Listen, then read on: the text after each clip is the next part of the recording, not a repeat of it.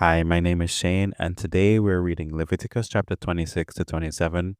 This week, the message version. Let's dive into today's reading. Leviticus chapter 26. Don't make idols for yourselves. Don't set up an image or a sacred pillar for yourselves. And do not place a carved stone in your land that you can bow down to in worship. I am God, your God. Keep my Sabbaths. Treat my sanctuary with reverence. I am God. If you live by my decrees. If you live by my decrees and obediently keep my commandments, I will send the rains in their seasons. The ground will yield its crops, and the trees of the field their fruit. You will thresh until the grape harvest, and the grape harvest will continue until planting time. You will have more than enough to eat and will live safe and secure in your land. I'll make the country a place of peace. You'll be able to go to sleep at night without fear.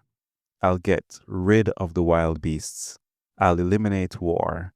You'll chase out your enemies and defeat them. 5 of you will chase 100, and 100 of you will chase 10,000 and do away with them.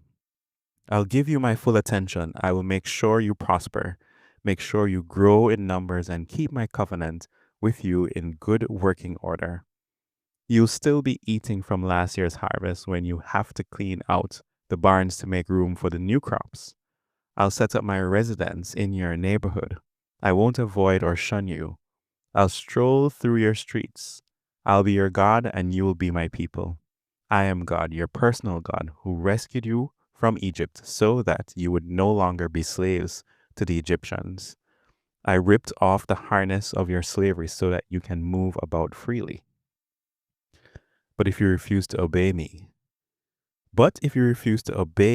and won't observe my commandments, despising my decrees and holding my laws in contempt by your disobedience, making a shambles of my covenant, I'll step in and pour on the trouble. Debilitating disease, high fevers, blindness, your life leaking out bit by bit. You plant seed, but your enemies will eat the crops.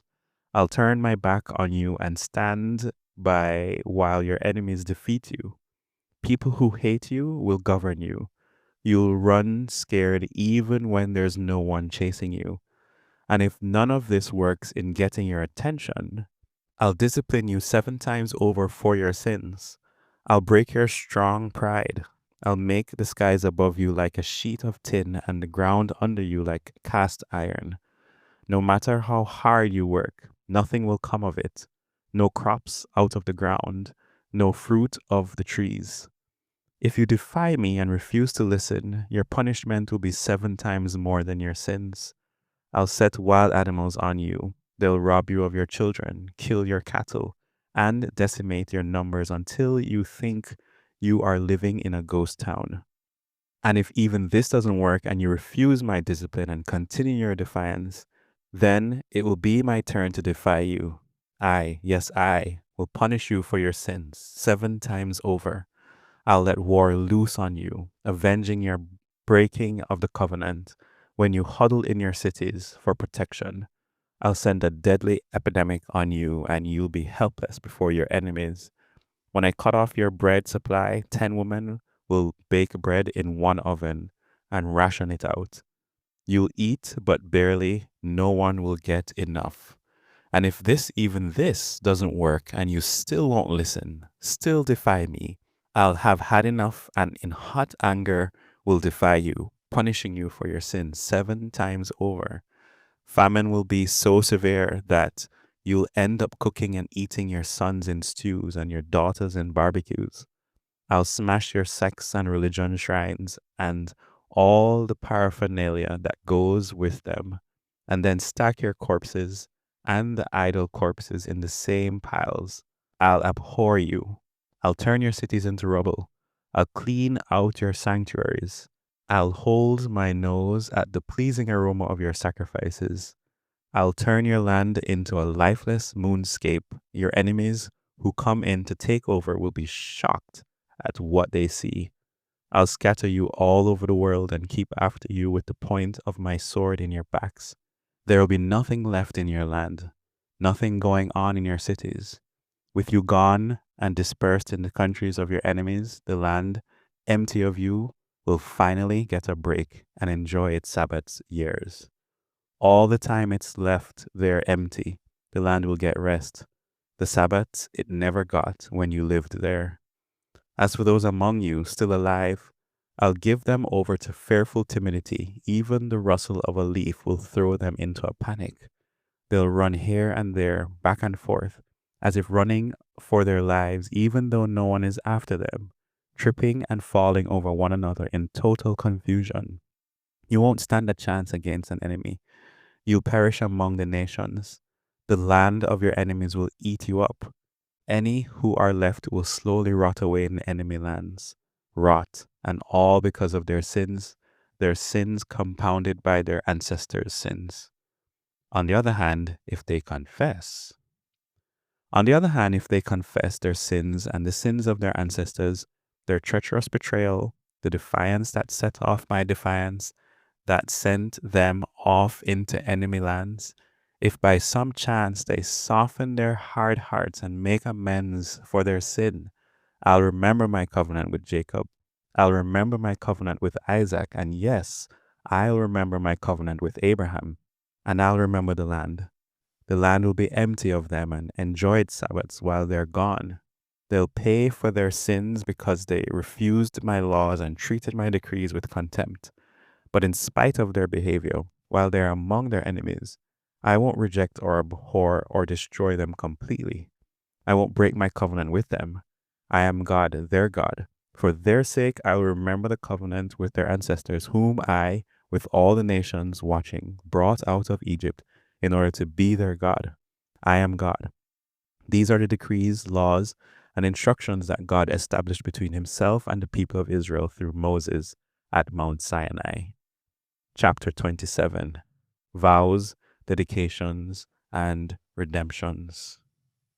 God spoke to Moses, he said, "Speak to the people of Israel. Tell them if anyone wants to vow the value of a person to the service of God, set the value of a man between the ages of 20 and 60 at 50 shekels of silver, according to the sanctuary shekel. For a woman, the valuation is 30 shekels. If a person is between the ages of 5 and 20, set the value at 20 shekels for a male and 10 shekels for a female.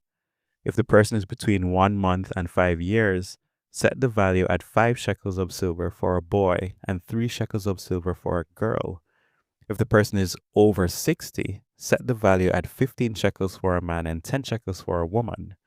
If anyone is too poor to pay the stated amount, he is to present the person to the priest, who will then set the value for him according to what the person making the vow can afford. If he vowed an animal that is acceptable as an offering to God, the animal is given to God and becomes the property of the sanctuary. He must not exchange or substitute a good one for a bad one, or a bad one for a good one. If he should dishonestly substitute one animal for another, both the original and the substitute become property of the sanctuary.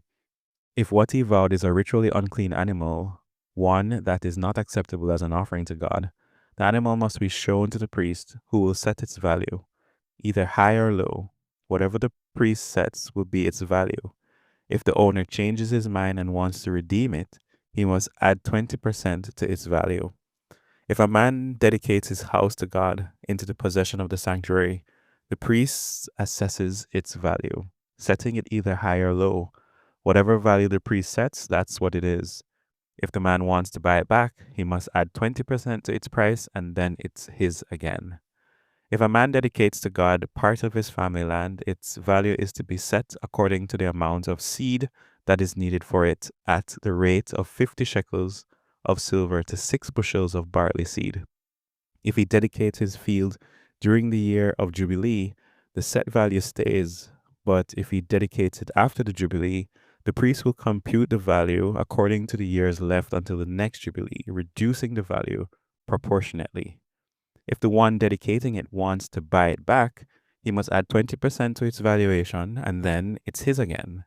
But if he doesn't redeem it or sells the field to someone else, it can never be bought back. When the field is released in the Jubilee, it becomes holy to God, the possession of the sanctuary, God's field. It goes into the hands of the priests. If a man dedicates to God a field he has bought, a field which is not a part of the family land, the priest will compute its proportionate value in relation to the next year of Jubilee. The man must pay its value on the spot as something that is now holy to God, belonging to the sanctuary. In the year of Jubilee, it goes back to its original owner, the man from whom he bought it. The valuations will be reckoned by the sanctuary shekel at 20 gerahs to the shekel. No one is allowed to dedicate the firstborn of an animal. The firstborn, as firstborn, already belongs to God. No matter if it's cattle or sheep, it already belongs to God. If it's one of the ritually unclean animals, he can buy it back at its assessed value by adding 20% to it. If he doesn't redeem it, it is to be sold at its assessed value. But nothing that a man irrevocably devotes to God from what belongs to him, whether human or animal or family land, may be either sold or bought back. Everything devoted is holy to the highest degree. It's God's inalienable property. No human who has been devoted to destruction can be redeemed. He must be put to death. A tenth of the land's produce, whether grain from the ground or fruit from the trees, is God's. It is holy to God. If a man buys back any of the tenth he has given, he must add 20% to it, a tenth of the entire herd and flock. Every 10th animal that passes under the shepherd's rod is holy to God. He is not permitted to pick out the good from the bad or make a substitution. If he dishonestly makes a substitution, both animals, the original and the substitute, become the possession of the sanctuary and cannot be redeemed. These are the commandments that God gave to Moses on Mount Sinai for the people of Israel.